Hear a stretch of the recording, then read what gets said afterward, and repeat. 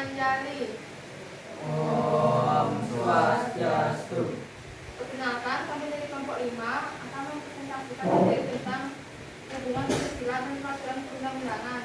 Sebelum presentasi, dengan kami memperkenalkan diri terlebih dahulu.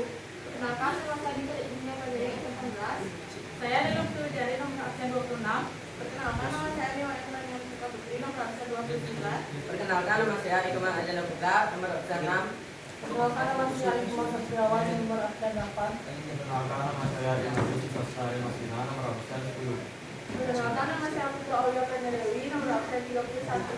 Perkenalkan, nama saya Dika nomor absen 22. Jadi, untuk pendahuluannya dibacakan oleh kami. Pendahuluan. Pancasila dan peraturan perundang-undangan di Indonesia memiliki hubungan yang erat.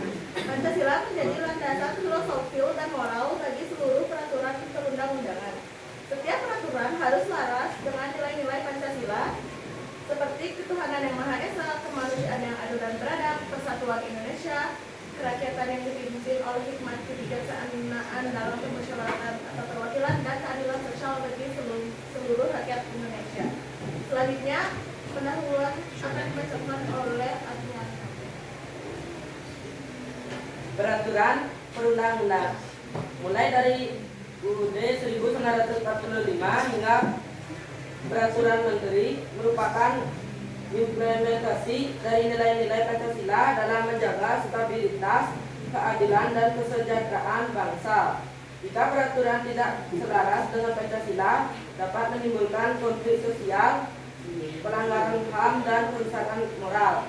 Selanjutnya, fungsi Pancasila sebagai sumber dari segala sumber hukum.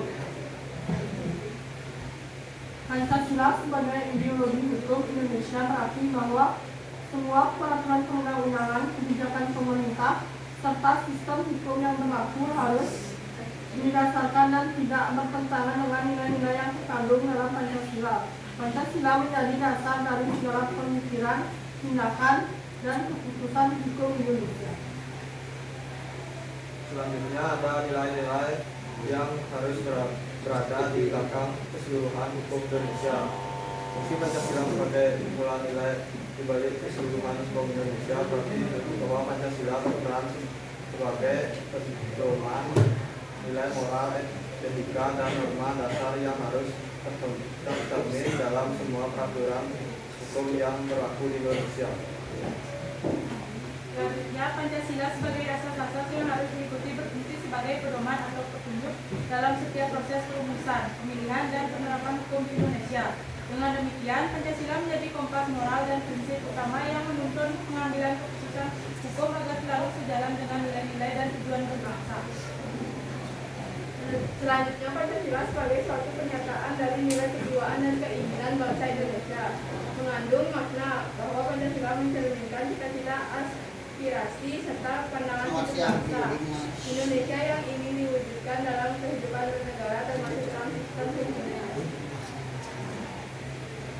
Baik, sekian penjelasan dari kelompok kami dapat disimpulkan bahwa yang pertama, Pancasila menjadi cita hukum yang mendasari setiap hukum di Indonesia. Yang kedua, setiap hukum yang lahir di Indonesia harus berdasarkan pada Pancasila. Dan yang ketiga, hukum-hukum di Indonesia juga harus ditujukan untuk mencapai tujuan-tujuan pembukaan Undang-Undang Dasar 1945, yaitu yang pertama, melindungi segenap bangsa dan seluruh tumpah darah bangsa. Yang kedua, mencerdaskan kehidupan bangsa.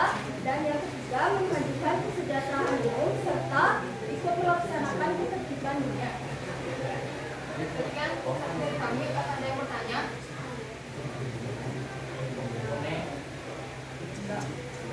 Baik, jika tidak ada yang bertanya, kami tutup dengan beberapa sakti. Om Santi Santi Santi.